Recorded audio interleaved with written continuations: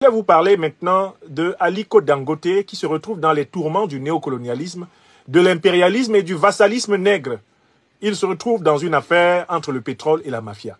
Écoutons cet élément. Les autorités nigérianes est survenue après les élections présidentielles remportées par Bola Tinubu, succédant à Muhammadu Buhari, un allié de Dangote. Conflit entre Dangote et les autorités nigérianes est survenu après les élections présidentielles remportées par Bola Tinubu, succédant à Muhammadu Buhari, un allié de Dangote. C'est Africa News. Je ne me serais jamais lancé dans ce projet si j'avais su dans quoi nous allions nous engager.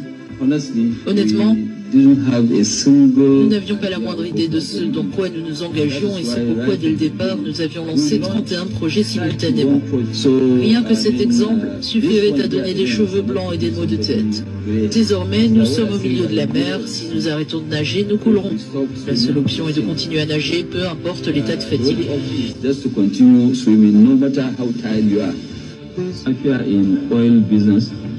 La mafia du pétrole est pire que la mafia de la drogue. Dans la drogue, vous savez qui vous combattez. Mais dans le pétrole, vous ne le savez pas. Ni à l'intérieur, ni à l'extérieur, même au sein de l'entreprise. Je peux vous dire que je suis sûr à 100% qu'ils ont peut-être même infiltré des gens. C'est ainsi qu'ils opèrent, mais vous savez, c'est regrettable et c'est une honte nationale pour nous qui essayons de résoudre le problème des files d'attente pour le carburant depuis 1972.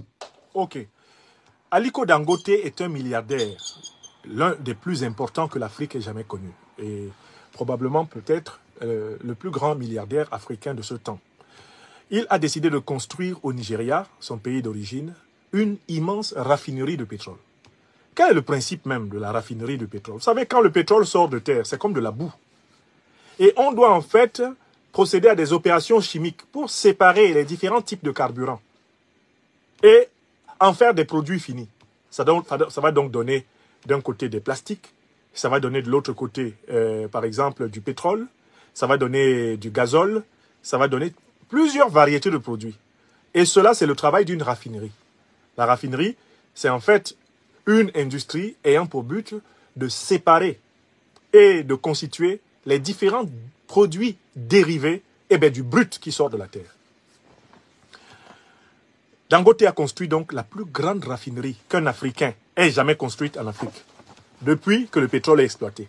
La plus grande raffinerie qu'un Africain qu'un entrepreneur africain ait jamais construite, il l'a bâtie au Nigeria.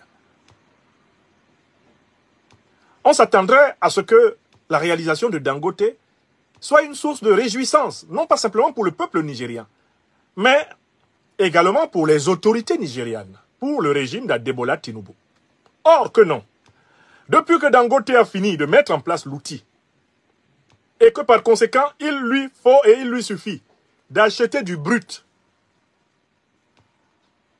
pour le raffiner et ainsi commencer à alimenter les stations d'essence de tout le Nigeria, de toute l'Afrique de l'Ouest et de toute l'Afrique centrale en pétrole raffiné sur place, Dangote se rend compte que le gouvernement nigérian ne veut pas lui vendre le pétrole brut.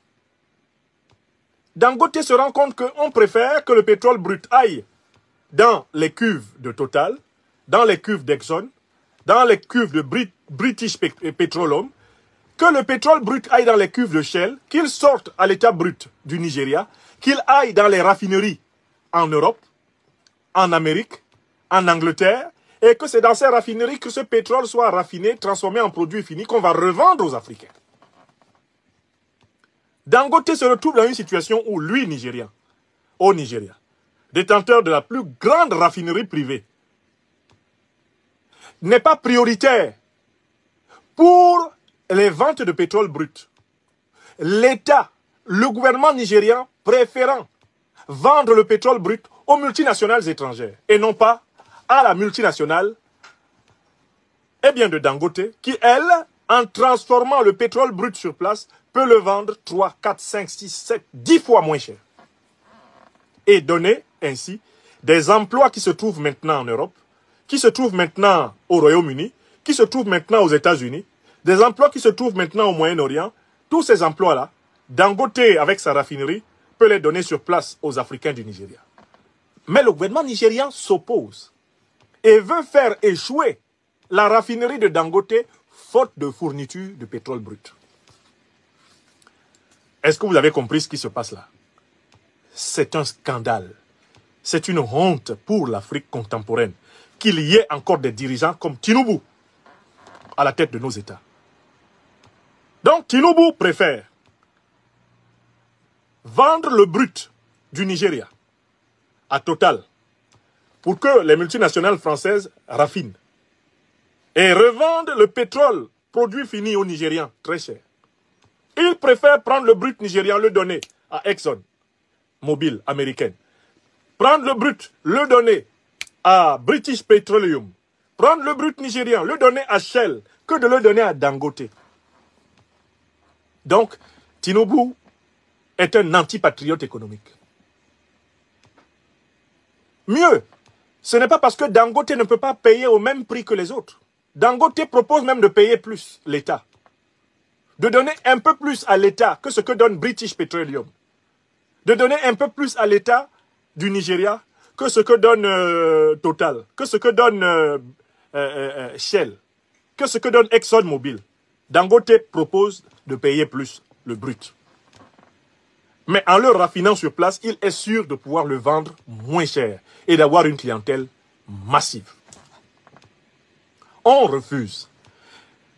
Et voilà ce qui m'inspire donc les remarques suivantes. Premièrement, que nous apprend cette affaire? Que ceux qui ont voulu faire des affaires au niveau de Dangote, investir des centaines de milliards de dollars, comme Dangote l'a fait, pour créer par exemple cette raffinerie, sans avoir regardé l'environnement politique dans lequel ils font des affaires, sont particulièrement naïfs. Ça, je commence par critiquer Dangote. Le milliardaire Dangote, depuis qu'il est là, il fait ses affaires. Tant que dans un pays, on le laisse faire ses affaires, bien sûr, il dit qu'il ne se mêle pas de politique. Bon, en fait, faire vos affaires avec des pays qui sont organisés pour piller leur peuple, c'est favoriser les pillards. Faire vos affaires avec des pays dont vous savez très bien que les bénéfices ne rentrent pas en faveur de la santé, de l'éducation, de la sécurité de la population, ne rentrent pas en faveur de l'alimentation. Quand vous faites des affaires avec des pays comme cela, en fait, vous aidez des dictatures et des multinationales étrangères à voler. Donc, ma critique première va à Dangote. Au moment d'implanter sa raffinerie au Nigeria, il aurait dû préalablement se demander quelle serait l'attitude des gouvernements nigériens envers son offre. Je m'étonne qu'à ce niveau de responsabilité, il ait pu penser que les gouvernements nigériens, qui depuis la guerre de Biafra dans les années 70, se sont soumis aux puissances néocolonialistes occidentales, se sont soumis à l'OTAN. Je me suis demandé comment Dangote pouvait penser que ces gouvernements nigériens qui sont soumis à l'OTAN, depuis le temps de la guerre du Biafra au moins, jusqu'à aujourd'hui, comment il pouvait penser que ces gens vont le laisser implanter une raffinerie qui va faire perdre de l'argent à Total, à Exxon Mobil, à British Petroleum, qui va faire perdre de l'argent à Shell. Comment Dangote a-t-il pu s'asseoir dans son bureau et penser que les vassaux qui sont assis à Aso Rock, Lagos, oseraient prendre une décision qui ne plaise pas au conglomérat anglo-américano-européen qui tient à considérer que le pétrole africain lui appartient? Si vous m'avez bien compris, où est-ce que, dans quelles conditions Dangote aurait-il dû construire sa raffinerie? Quand vous regardez le Niger et le Nigeria actuel, dans quel pays Dangote aurait-il dû construire sa raffinerie? Et je m'adresse là aux entrepreneurs africains. Vous avez des milliards dans vos comptes bancaires, je ne sais où. Vous voulez investir, mais faites d'abord une étude politique.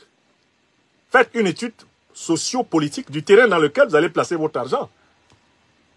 Si Dangote m'avait demandé un conseil pour construire son industrie au Nigeria, je lui aurais demandé d'attendre d'abord qu'au Nigeria, il y ait un gouvernement panafricaniste révolutionnaire avant de construire sa raffinerie. Je recommence. Si Aliko Dangote m'avait demandé, professeur Nyamsi, est-ce que vous pensez que je dois construire cette raffinerie maintenant au Nigeria? Je lui aurais dit non. Vous devez d'abord soutenir le mouvement panafricaniste révolutionnaire du Nigeria. Parce que votre raffinerie ne pourra fonctionner que si ce sont des panafricanistes révolutionnaires qui gouvernent le Nigeria et qui vont donc appliquer les principes du patriotisme économique africain.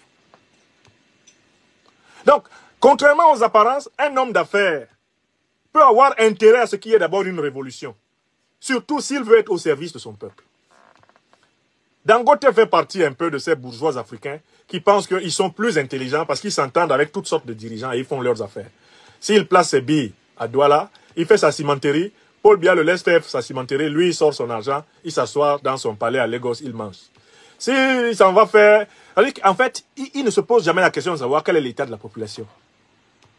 Quel est l'état du rapport de force socio-économique? Qu'est-ce qui se passe s'il y a un changement socio-économique dans ce pays?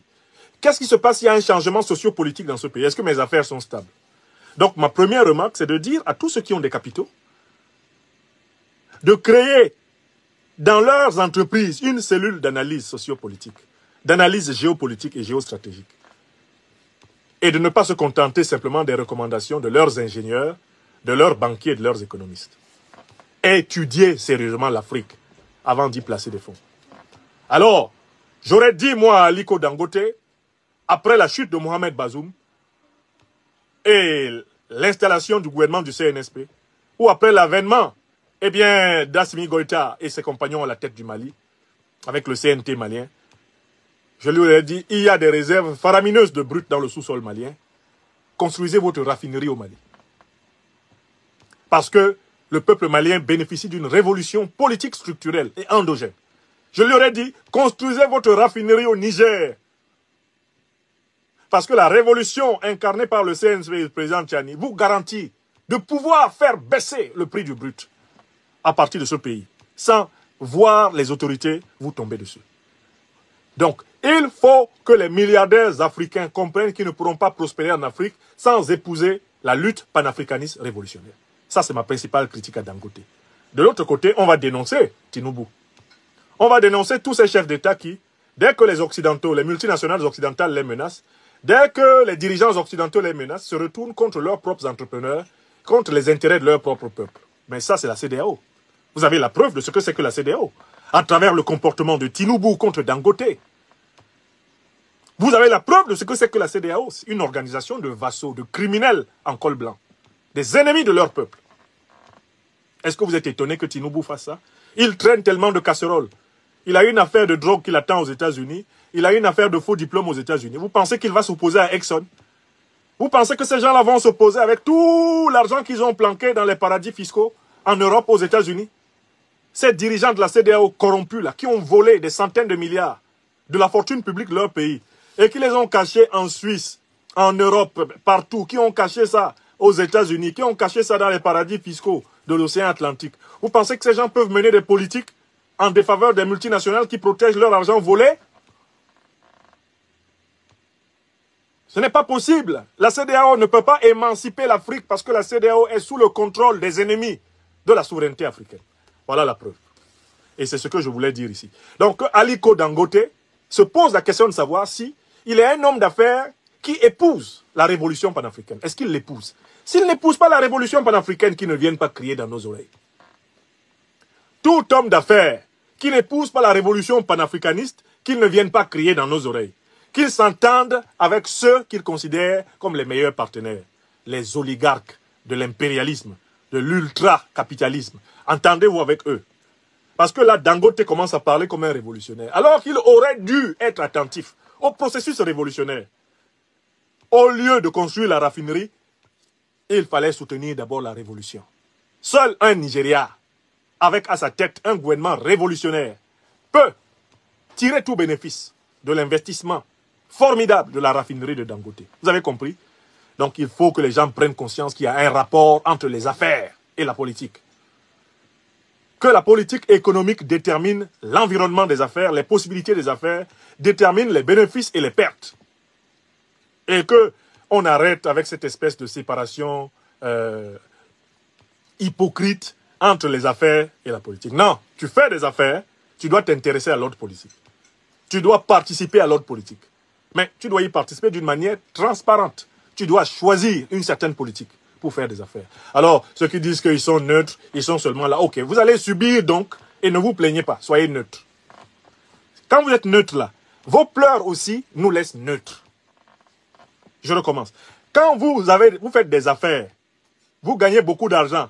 Quand l'argent rentre, vous ne nous parlez pas. Vous ne venez pas vous plaindre. Oh, j'ai trop gagné de l'argent au Nigeria cette année. J'ai trop gagné de l'argent au Cameroun cette année. J'ai trop gagné de l'argent au Mali. Vous ne vous plaignez pas, non? Et c'est ce que vous appelez la neutralité des hommes d'affaires. N'est-ce pas? Maintenant, quand il y a un gouvernement néocolonisé, un gouvernement de vassaux, qui prend des décisions vassales et néocoloniales et impérialistes contre vous, vous venez crier « Oh, je fais travailler les Africains ». Non, non, non, c'est faux. Vous faites travailler des Africains pour votre intérêt. C'est seulement quand votre intérêt à vous est en danger que vous venez nous dire qu'il faut que nous nous mobilisions pour vous. Or, à la base, c'est que votre intérêt qui vous intéresse. Les grands hommes d'affaires, les grands milliardaires africains du présent et de l'avenir sont ceux qui placeront le bien commun de l'Afrique avant leur intérêt et leur profit personnel. Parce qu'après tout, Dangote, il est milliardaire grâce au travail des autres. Ce n'est pas lui tout seul qui fait le travail. Les milliards qu'il possède sont générés par le travail des autres. C'est le travail social qui produit le capital. Le capital ne tombe pas du ciel comme la manne dans la Bible mosaïque. Le capital est produit par le travail. Et le travail est une activité sociale. C'est la société qui produit le capital.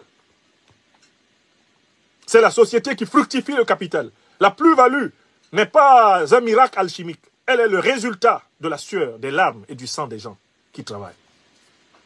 Donc, respectez le peuple. Et engagez-vous pour une politique des peuples. Monsieur Dangote, mettez vos milliards dans les pays révolutionnaires panafricanistes. Et les autres, mettez vos milliards dans la révolution. Je recommence. Mon conseil à Aliko Dangote. Et je vais résumer ça en anglais, parce qu'il comprend mieux l'anglais. Mettez vos milliards, investissez dans les pays panafricanistes révolutionnaires. Vous ferez de bonnes affaires. Vos droits seront respectés. Et dans les pays qui ne sont pas panafricanistes révolutionnaires, investissez dans la révolution. Soutenez la révolution. Quand la révolution aura lieu, vous pourrez faire des affaires. C'est clair ou c'est pas clair? C'est tout. Alors là, il commence à faire pitié. Il parle comme s'il était vraiment engagé dans une lutte politique comme nous autres depuis longtemps. Non, c'est pas vous. Vous êtes dans une lutte pour augmenter votre capital tous les jours. Vous êtes un capitaliste.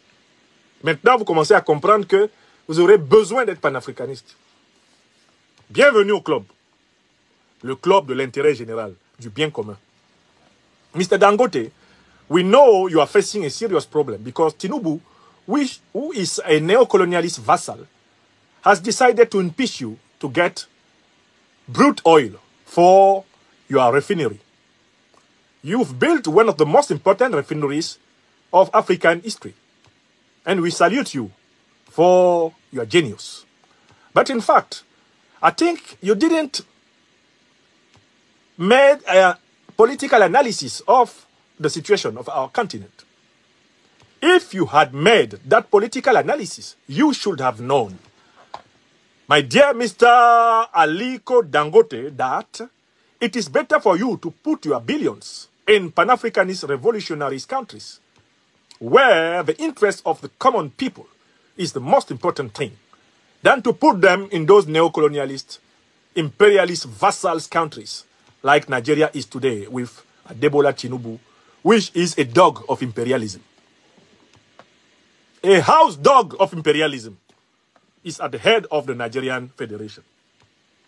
So if you were listening to some advisors, like I think I am one of them, who know where the continent is going, you should have known, Chairman Dangote, that it is better to put your billions in a revolutionary country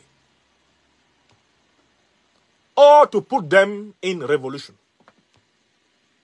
Two destinations, two goals.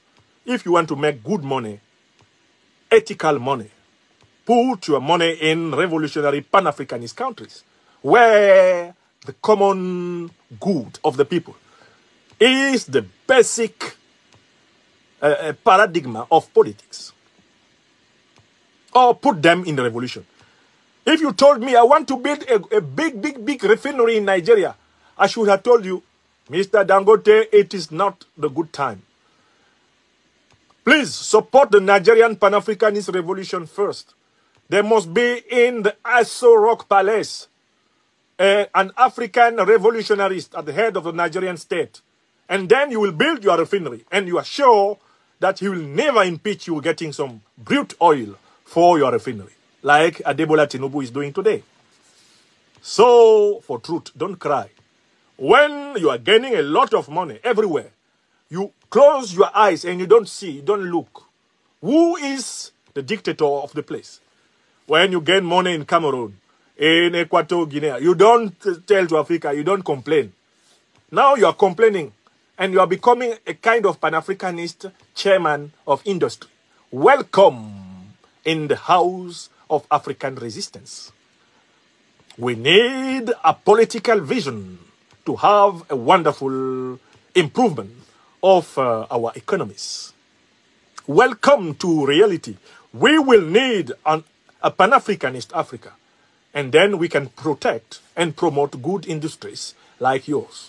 Thank you. Bon, voilà ce que je voulais lui dire. Je lui ai dit ça en français, en anglais, il a compris. Il comprendra, on lui rapportera. Je crois qu'il a du personnel hautement qualifié pour savoir ce qui se dit sur les réseaux sociaux. Donc, j'apporte vraiment mon soutien à M. Dangote. Il y a tous ceux qui font des affaires en Afrique. Mais je leur dis, vous avez une responsabilité politique. Vous ne pouvez pas continuer à faire des affaires en Afrique comme si la politique ne comptait pas. Et c'est seulement quand la politique vous rattrape négativement que vous venez rejoindre le bloc panafricaniste pour quelque temps. Le temps que ça s'arrange et que vous repartiez vous en mettre plein les fluides. C'est trop facile. Investissez dans les pays révolutionnaires ou investissez dans la révolution. Voilà la bonne destination des milliards.